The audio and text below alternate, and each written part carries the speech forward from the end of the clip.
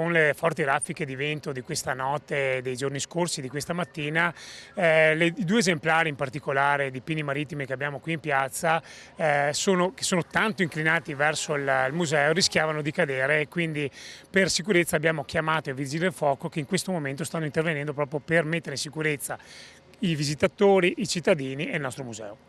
L'allarme è scattato verso le 11 del mattino. I vigili del fuoco sono intervenuti nell'immediato per mettere in sicurezza l'area, anche perché i pini marittimi che si trovano in piazza Antonio Canova a Possagno, proprio a pochi passi dal Museo Gipsoteca, risultano particolarmente fragili, con poche e deboli radici.